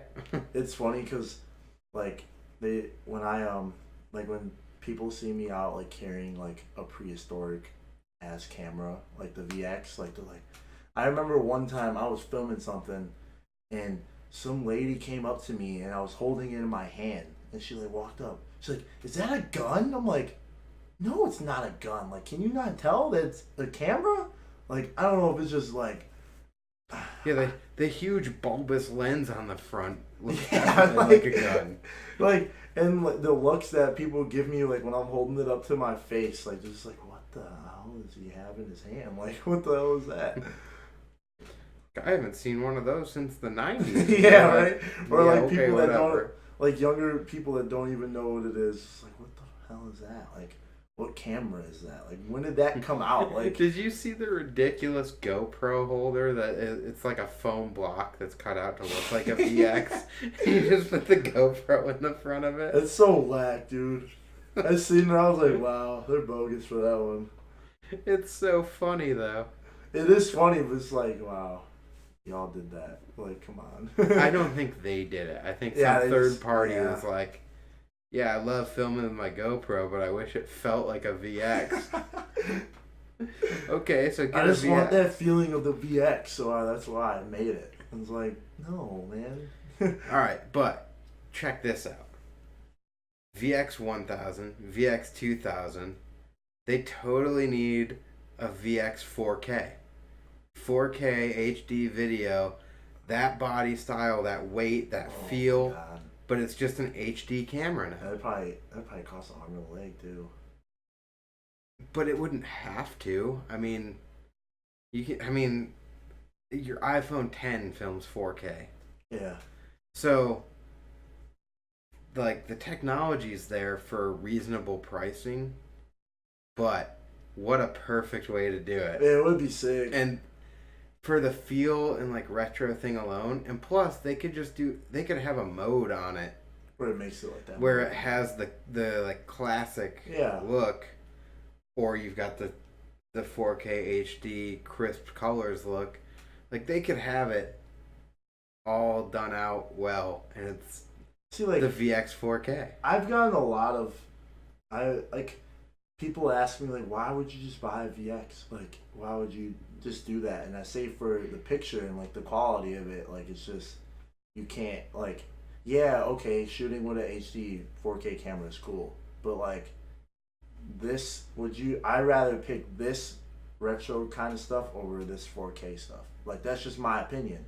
People were like, well, you could just make that on the computer. It's like, but I mean, like, you probably can, but what's the point? Like, what are the odds of it coming out exactly like a VX? Like, it could, if you, I don't know what he did, but, like, it could, but, like, I'd rather have that VX style because it's, like, I don't know, it's so fun. Like, it's so fun filming with it, and, like, just that look, like, that look that picture has is so good. That 4:3 SD ratio, though, kind of sucks nowadays, where nothing is formatted for it. Yeah, it definitely blows. And, like, my like, for the the Apple laptops, they have that Thunderbolt cable that has the FireWire cable, but, like, I don't have an Apple laptop. I have an HP, and for it to, like, I tried to get, like, my VX, try to get my tapes imported on my HP, and it just was not working. Like, nothing works for it. And, like, I tried buying an HDMI to FireWire cable, but those don't work. So, like, tried buying something else to make it work. It just doesn't work. I've got a thing you could use, but it's probably more hassle than it's worth. This thing right here is a capture card. So it plugs in USB, okay. takes the HDMI in, but I have an HDMI to RCA, or an RCA to HDMI. So it's the red, white, and yellow. So that could possibly work for importing them? Well, yeah, I can take the red, white, and yellow and push it to HDMI output. So you can use those RCAs, but it's not the quality of bringing it in via FireWire. Yeah, that's another thing too that might screw with it. But you might be able to get a FireWire to USB. No, the FireWire to USB, I bought one, but it doesn't work, and it's really trash. I bought two of them, and they don't work. Like, it sucks. Sometimes it's the other way.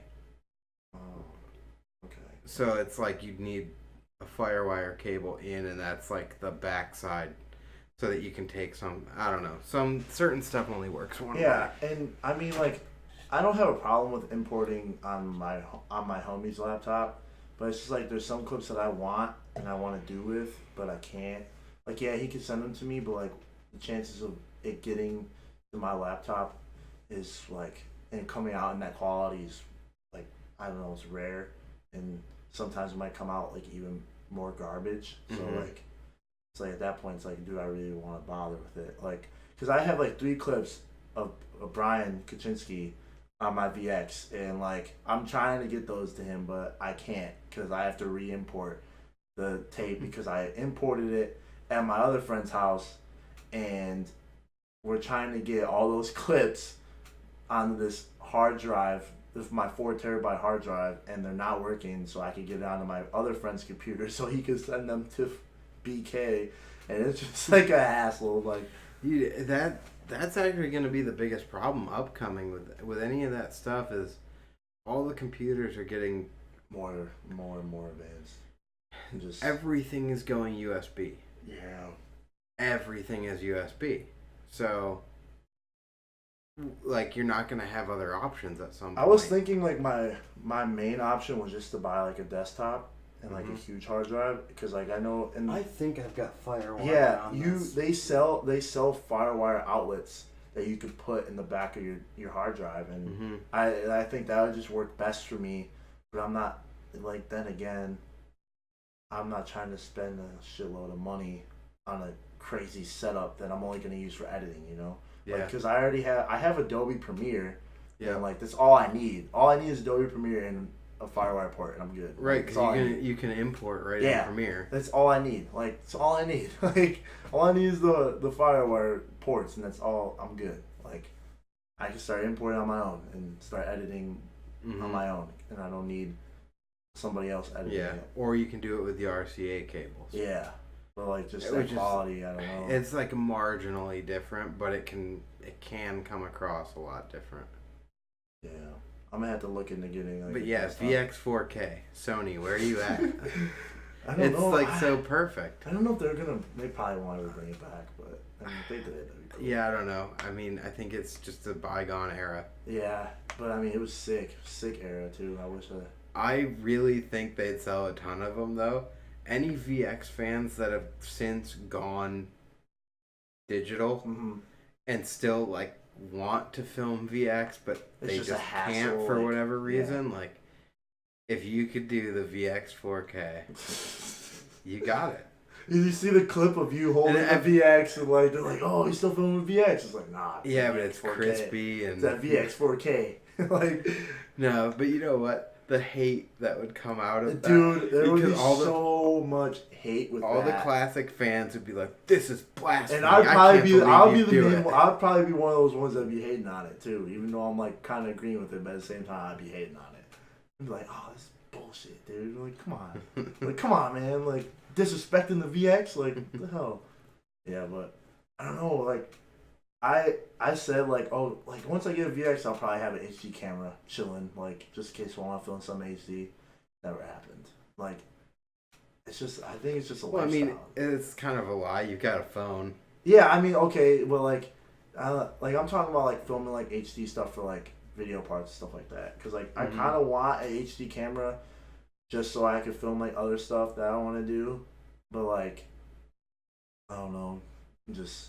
I was like, I already have a camera, but kind of a hassle to get all of it on my computer, but it's sick. So I feel like it's just like once you get the VX, you can't go back. That's what I'm almost like certain on.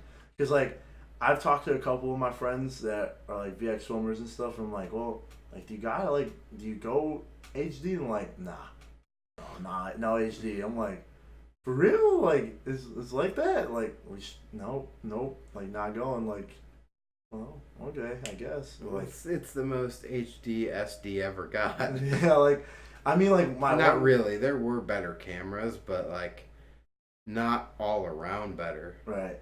Like, my one friend John, he has a Panasonic, forgot what it is. It's like the Panasonic version of a VX, which it takes tapes, but I think it's a little bit better than the VX, and I think he does have a digital one that came out a little bit after the VX in the VX Panasonic thing came out. I think there was a digital one, and I think he has that one too.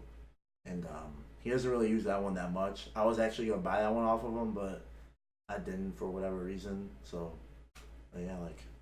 I think he's the main one that I know with another HD camera with a VX. Like, do you really weird. Did you ever see the DVD cameras when those came out? Like right when it started to get into digital stuff? Yeah. And then you record, like we had one, my dad bought it for, I don't know why. He bought it because he thought it was cool.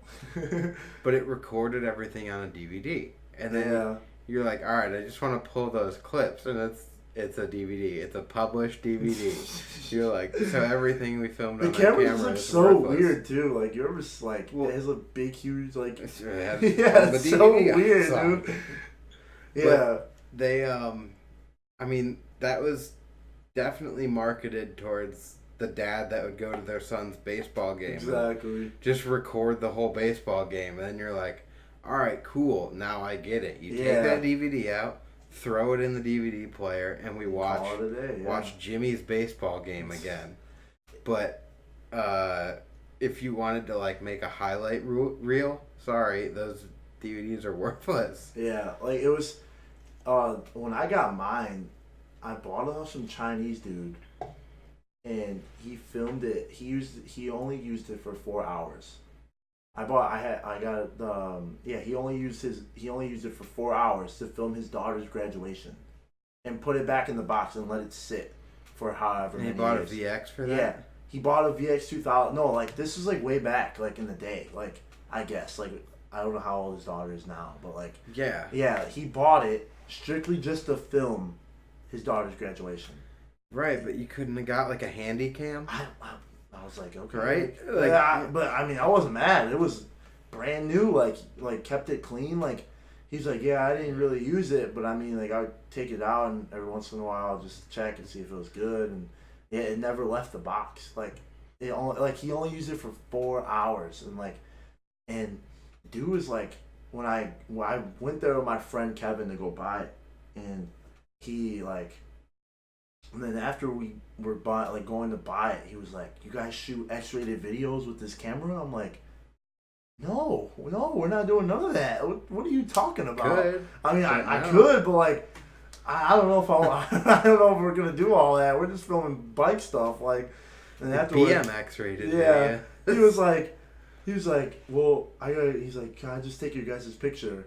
And I was like, I kind of like know why the picture, just for like if I decide to sell it, then okay, like this is the person that they got it off of and stuff like that. But yeah, it was really weird. Like, dude was really, really weird. Like, he was just, it was funny though. Mm-hmm. When we got out of there, I was like, let's get the fuck out of here. Like, let's go. Like, cause he was being really weird. Well, also probably because people will do high dollar transactions like that and then rob the person for the money back. Yeah. So like then you get their camera and steal all the money, right? $400 or whatever. I don't know how much you paid. I got it for pretty cheap. It was pretty like for like what they're going for, what VX 2000s and 1000s are going for now. I got it for fairly cheap. I got it for like $250. Yeah, that's good. Decent. Like, it's like for a brand new one. For a damn near brand new, like only used for 4 hours. Like if I wanted one for $250, if I went out there to buy it off some skaters, that thing's been spiked on the ground and rebuilt. The head's been rebuilt, but they've been rebuilt shitty. Like, or the mic is drooping down, and or it has like playback problems, or something's wrong with it. Like the audio doesn't work, or like I bought another one recently just so I can have it for spare parts, if anything.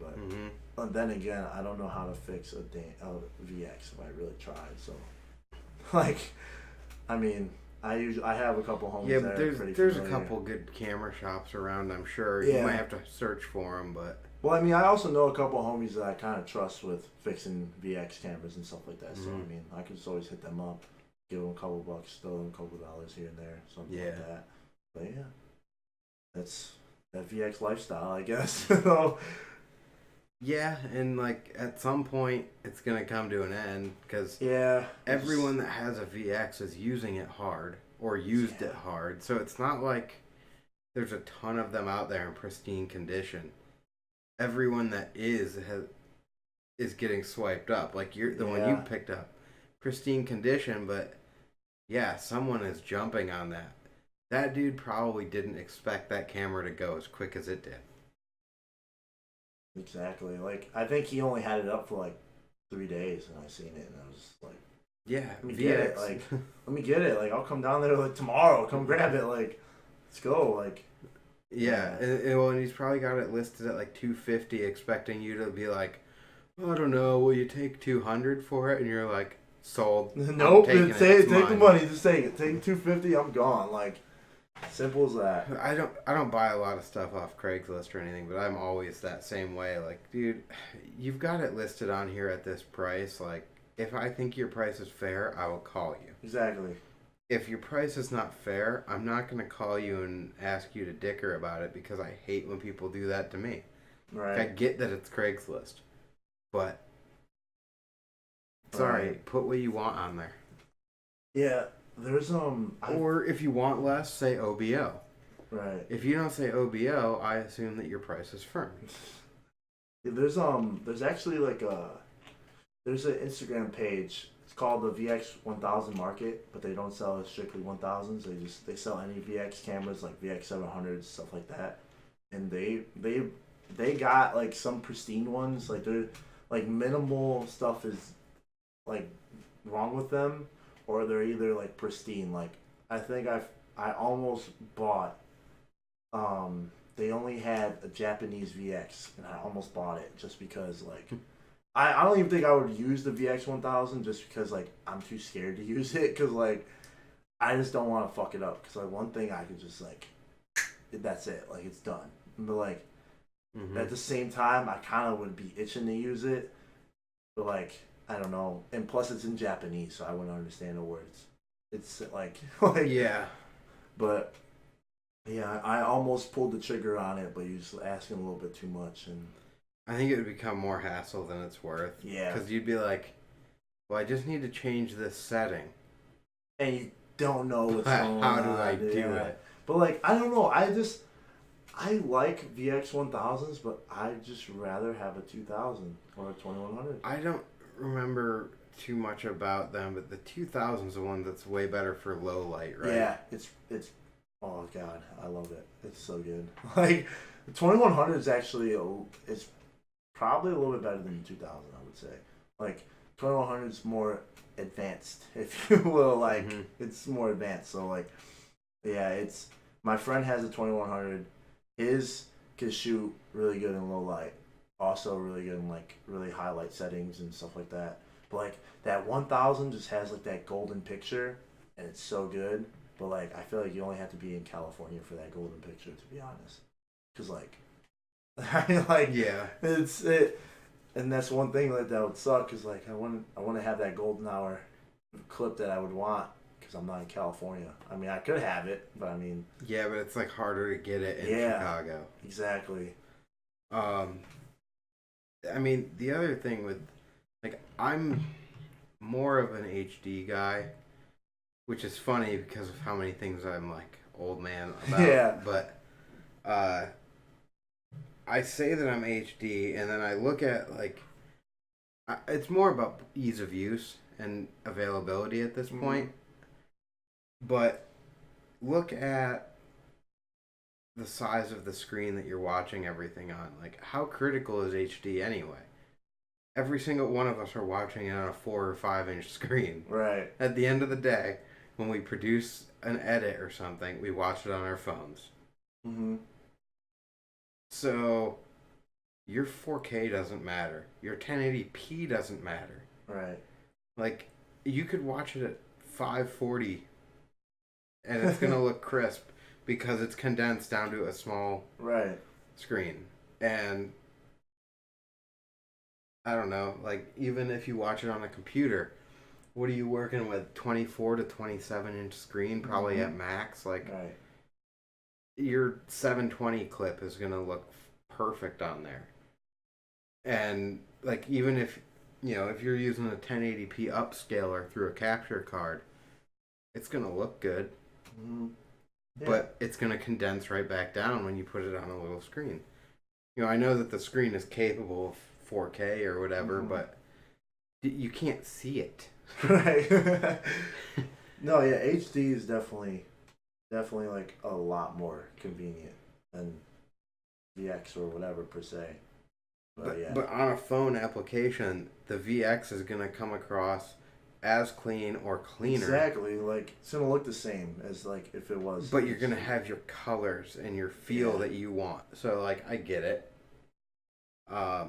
It's, for me, it's not really worth the hassle anymore. Yeah. And it could be. I think that's a whole other discussion that I'm going to be having with another guy soon. Probably with Brad. Because Brad doesn't like to film unless it's on a real camera. Wait, Brad that I met? Yeah, Gibbs. Okay, yeah. Yeah, so, like, it actually will, like, unmotivate him if he says, let's film this, and you pull your phone out. I He's think, like, no, I really agree with him on that one. I'm gonna say, because I agree. I completely agree on that. It's like, it's just, if I'm filming something like that I want to be in a video, I don't want somebody to pull out their phone. I want somebody to pull out an actual camera. But like I that's get because you're working on a VX. But like I get it, too. like, but I get it, like, in per se, like, if you like the phone is availability is a lot more convenient. It's just convenient. But like if I want something that I'm gonna be stoked on, I'm gonna put it on an actual camera. Like, well, I think there's a good way of looking at it too. With a lot of HD footage, let's talk about filming on an iPhone and filming on a DSLR. Okay.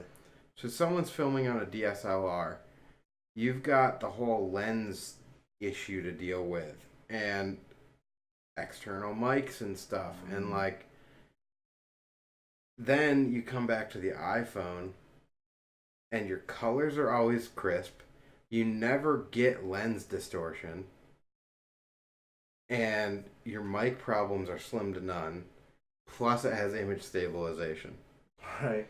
So, you take a clip filmed with a really high-end DSLR with a good lens on it, on a chase shot, and unless you've got all sorts of equipment to rig that thing up, and, you know, image stabilizers and whatever, gimbals, your iPhone clip looks better 9 times out of 10. And you're like, man, why go through the hassle? Yeah, I agree with what Brad is probably gonna say in the future, but like at the same time, like I kind of agree with your opinion. Just like I'm just in between. I don't have a strong opinion on it. I mean, if you've got a camera, I'll film with it.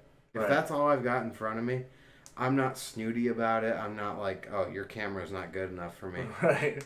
I mean, we'll make jokes about Android phones. Oh, yeah. You know, like all the time. Like, but it's not that we actually won't use them. It's just you have to be careful how you send the footage. Exactly. It has to go to email. Hassle, man. Or like Google Drive or something. It's such a hassle. Like, it's such a hassle to send it to the iPhone. Like, you can't just text it to, like, the person. No, it's like, it comes out like a picture shot on a flip phone. Yeah, like it's 20 years bogus. ago. Like, it's bogus.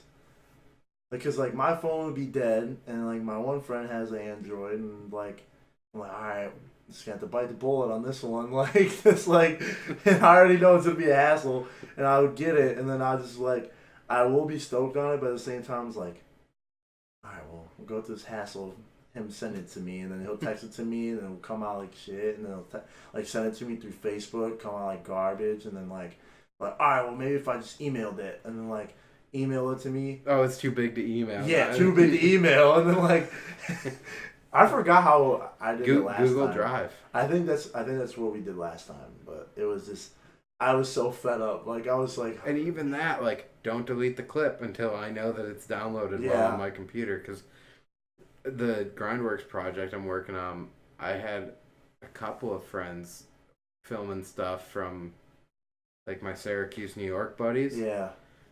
And everything they sent me is trash. And it got uploaded to a Google Drive, but how it got transmitted before that, I don't know. Yeah. But everything is like really low quality, like 360p. Oh my god, that's ridiculous. And I'm like, you guys, I hate to be the bearer of bad news here, this but is like I literally crap. can't use it. Like if you sent me 720, I can up that to 1080, and you're gonna see that it's a hair blurry, but it's tolerable, and I'll deal with it. Right. But your 360p clip is just terrible. Not good. I can't do anything with it. Right. Yeah, like.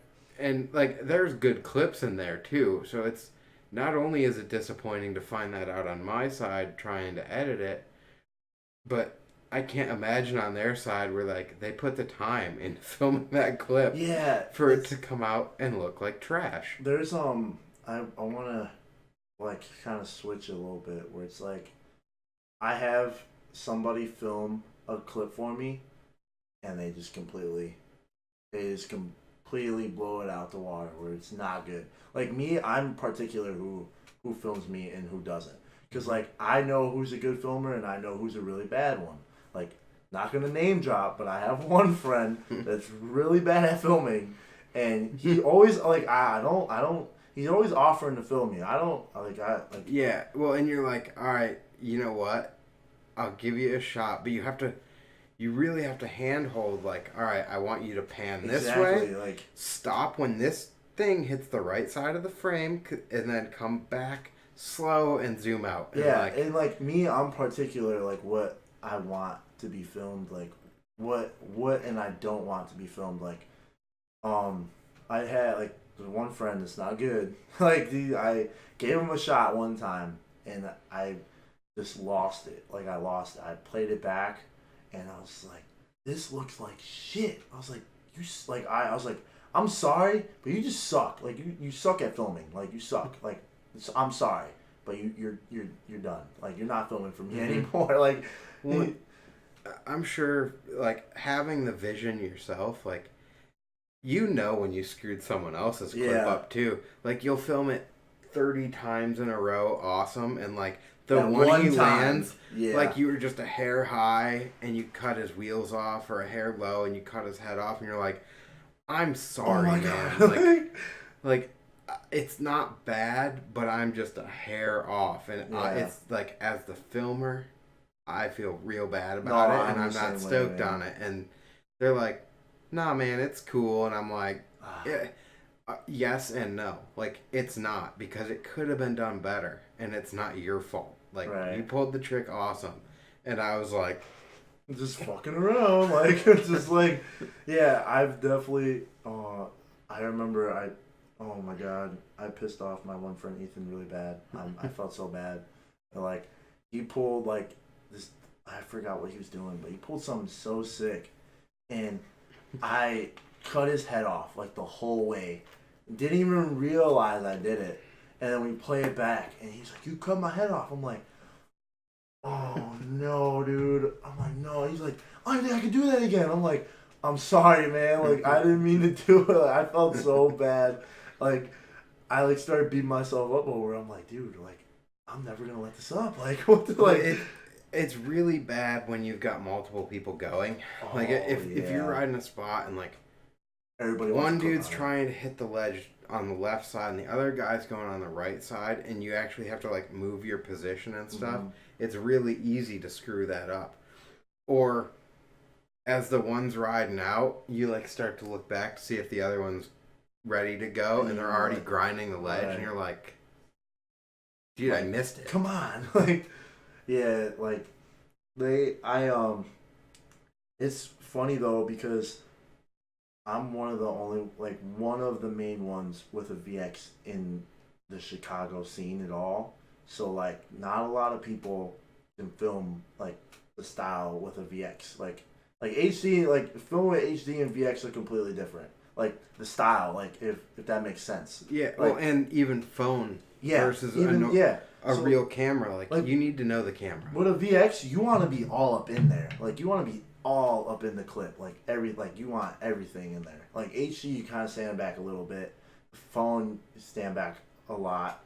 Basically. Depends on. I mean, with the HD, it depends on what lens you've got on. The same as with your VX. Right, but yeah, like I had like me, my one friend Ethan films with a VX, and then the Chicken Waffle Squad all film with VX. So like it's mainly us that film with the VX and nobody else does. So like nobody really knows except like all of us know what to do with filming with a VX. So it's like it's kind of hard when you're out with somebody that can film but just not the way you want it with that style with a VX, you know, like because like they're when filming that camera's intimidating. If you just hand that to someone, you're like, "Hey, can you get this quick?" The weight alone, they're like, "That's right." No. They're like, it weighs like I don't even know, like what, like 10 pounds or something like that, like 10 pounds or something. So it's like a weight, like yeah. And I remember I gave it to my one friend Greg to film a clip, and he was just like so nervous. And like this is like when I first got it, and I did not know, like I didn't really know anything. I knew some stuff, but like I just gave it to him. Like, here, you want to film this for me? He was just looking like I don't know, like he felt like intimidated. No, he felt intimidated, and I looked, and I was like, you know what? Like, never mind. I'll take it back. Like, let's take it back. I won't get the clip right now. Like, yeah, you don't get a lot of bro cam footage with that type of equipment, which actually is a selling point for using it because you have to be selective on who's filming. Exactly. You know, you can hand your phone to anyone and be like, "Yo, get this quick," and then they hold the phone like this, and you're like, "Cool, I'm glad I'm throwing that footage out," hitting the delete button. Yeah, I remember yesterday or I forgot. Zach was telling me like there's not really like a lot of people stoked on filming stuff over here. Yes and no. It kind of comes and goes, but certain people will be almost making fun of you if you want to go out and get clips. Really? Because they'd rather just have a session at the park. Oh, okay. I can't. And like they might film a clip at the park, but they're not taking it seriously. And like I don't think there's a problem with taking yourself seriously to a degree. Right. Like there's no reason that Zach being motivated to go ride and get clips should be seen as a negative. Right. Like I don't get it. Like it's weird. I don't either. Because I told him, I'm like, dude, like this, like complete opposite. Like I mean, the people I ride with are always stoked to go out and go film stuff. Like it's like it could be anything. Like we'd be out in the streets, like just messing around, doing dumb stuff, and people were just like so stoked that we're filming. I think some of it comes down to like what we were talking about earlier about like when you're realizing that it's for you. Yeah. Versus like thinking it's for other people. And the older you get and the more you get into like realizing that it's all for you, like you'll film the dumbest thing, quote unquote the dumbest thing, because you're stoked on it or you think it's kind of fun or cool, and like maybe it looks like crap later, but how many times have you gone home after a session where you declined to film something and gone, probably should have filmed that. Yeah. It's kind of cool. And then you go back another time and you're just not, the mood is not there for when that was a fun thing to do. So, I don't know. Like, I feel that a lot with, like, obviously I do a ton of bump jump stuff. I do, like, a bunch of weird, dumb tricks. Yeah. But they're fun. It's sick. Though. And it's what I like to do. So, why should I not film those? Right. You know, maybe they don't fit someone else's idea of BMX, but like at the end of the day, like it all comes back to freestyle, and you know everyone rags on a lot of other people about different tricks or different ways of riding and stuff, but if you're doing something on your bike for someone else and not for you, why are you riding? Exactly. Yeah, it's like I was like telling him like, well, like dude, like this, like this filming's like the best. Like I mean, I understand from that point of view where people just want to do their like ride at the park. I get it, but at the same time, it's like how is it a negative thing that like he wants to go out and get clips for a video? Like it couldn't even be like a serious video, just like a mixtape or like something you threw together, like something like just a bunch of random clips thrown together, and like I don't know. I think that's like kind of whack that people think that's like negative, you know. It's just like that. Like you should just be stoked that your homie wants to go out and film some stuff. Like I've posted like on Instagram before, like, hey, come out to the wheel mill today, let's film a day at it, or come out to wherever, let's film a day at it. No one cares. No one. And it's like, okay, cool. I filmed a clip and then realized no one was coming. So like, you know, it is what it is. Sometimes I'm like, it could be the Instagram algorithm thing just screwing you. Because as soon as you check the business account thing, you just sign yourself up to lose views. And like, no one thinks about that. I checked it when I think it was still chronological. And now it's algorithm based and you don't get any views. That's weird. That's crazy. It's real weird. And then they did that and then they turned it on so you had to put post notifications on if you always wanted to see what I'm posting. And I'm like, that's kind of whack. How come you had to Facebook it all up? I know Facebook owns it, but like, don't do that. Don't do it. Come on now. Like, come on, you already ruined your own platform. Why you gotta ruin this one? Right. Yeah, I don't know, man. It's like I just want everybody to be stoked on BMX, but it goes many directions, I guess. So it's interesting, like the way people are getting stoked on it, because there's like a huge progression. It obviously went from videos and magazines way back in the day.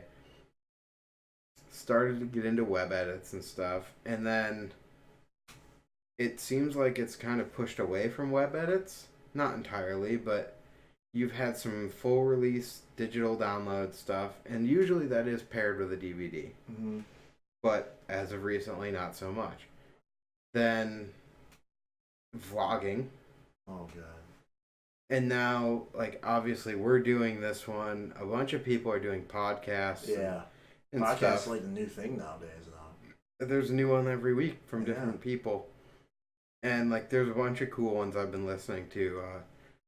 If you're into this podcast, hopefully you are, but you can check out Different Spokes by Matt Smith of the Yeah. I've heard of that one. I didn't check it out yet. And then for like long philosophical chats on BMX, you can check out Imprimatur.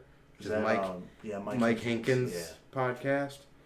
And then actually Chris Doyle has one just dropping. Probably by the time this comes out, his first episode will be out. That one, let's see. I gotta look this up because it's a weird name too. The Unclicked podcast. Unclicked. Yeah, that one's pretty dope. I haven't listened to that yet, but I have it downloaded. If that makes any sense. And I heard TCU just started doing podcasts again. So. Yeah, they just started that. Obviously, Ride had Feeble Talk, which I don't know if they're going to continue or start something new with our BMX. But we will see. I wonder how TCU interviews are going to be now. I don't know. Okay, Doyle's is Palaver. Oh, okay.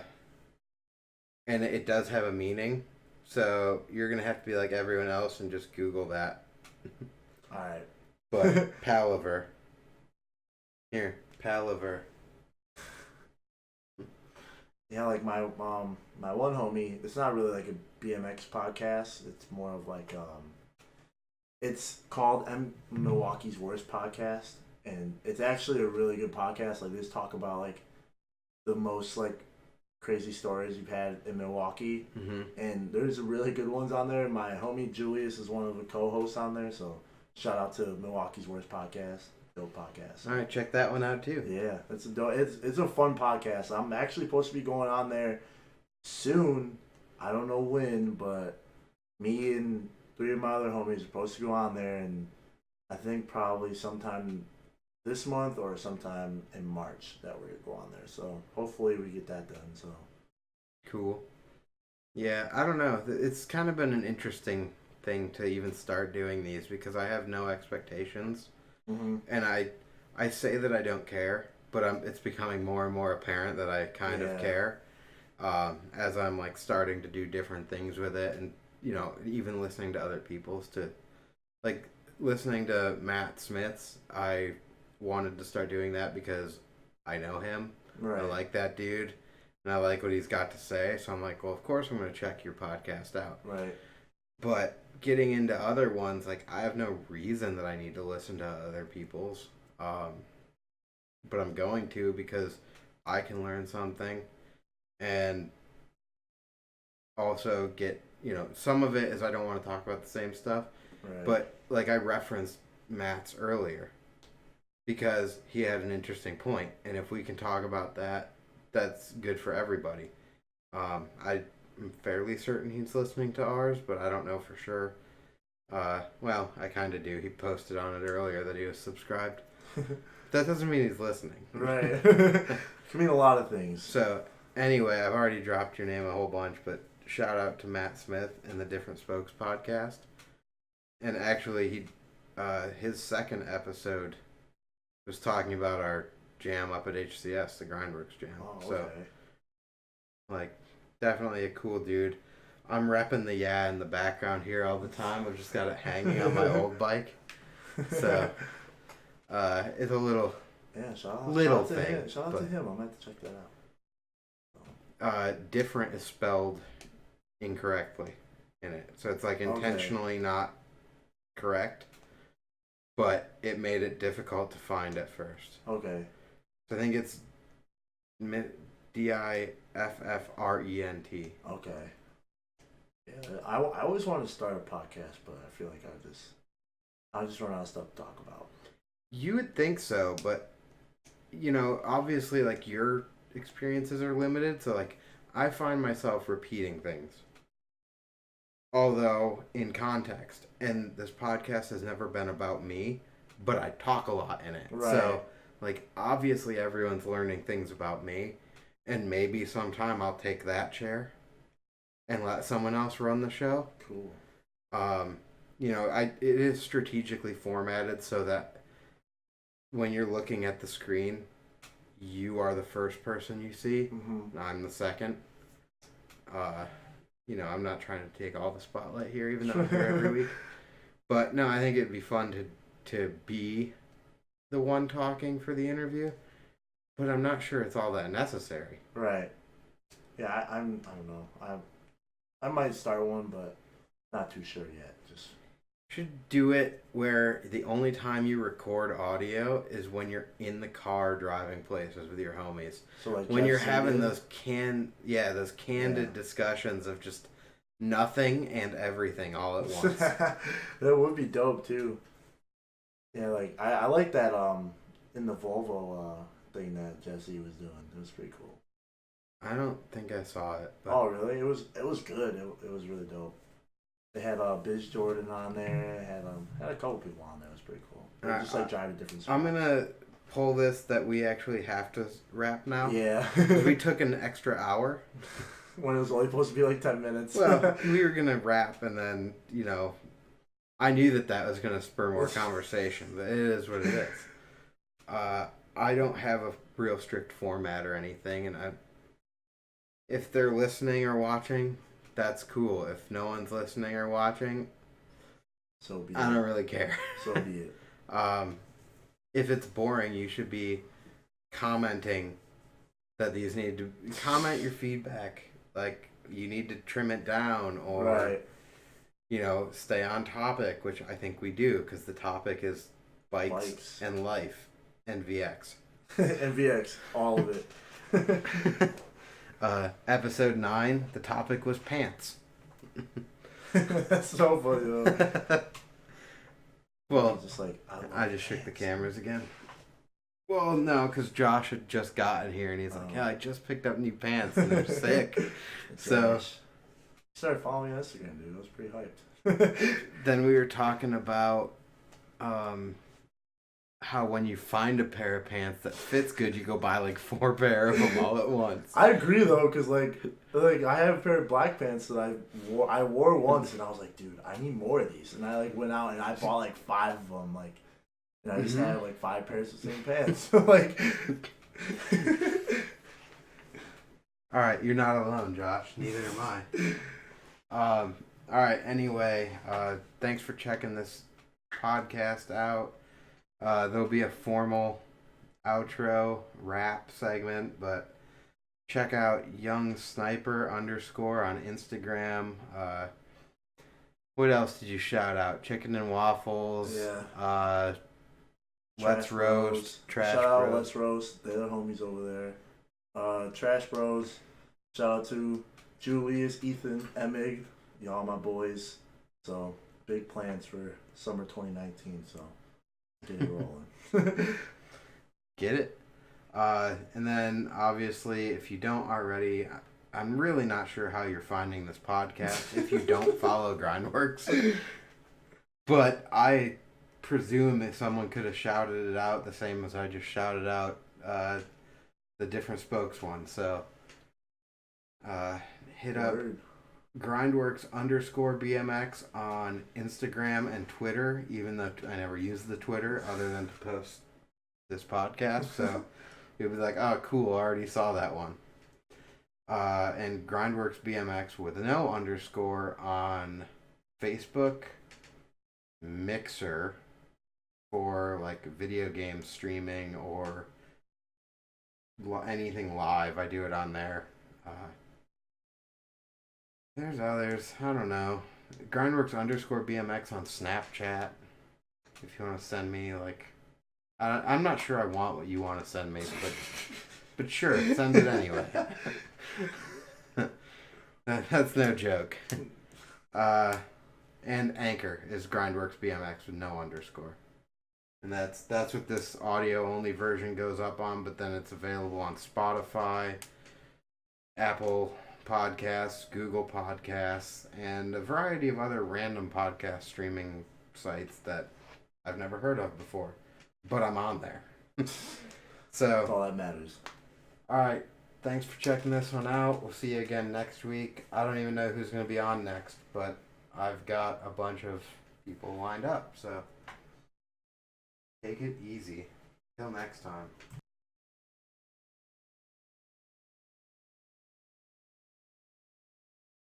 Hey guys, thanks again for checking out this week's episode. I really appreciate it. Any feedback you want to give, please drop it in the comments. If you don't have any feedback, then I'm just going to assume that everything is awesome, and I'm kind of okay with that as long as you are. Again, this was episode 11. In the future, I've got a Brad Gibbs interview on deck, another Pittsburgh local, potentially legend. I don't know. I don't want to pat his ego any more than I need to. So, anyway, that'll be most likely episode 12, but I may decide to squeeze something in. I haven't fully decided yet. But anyway, thanks for checking out the show. I'll catch you next time.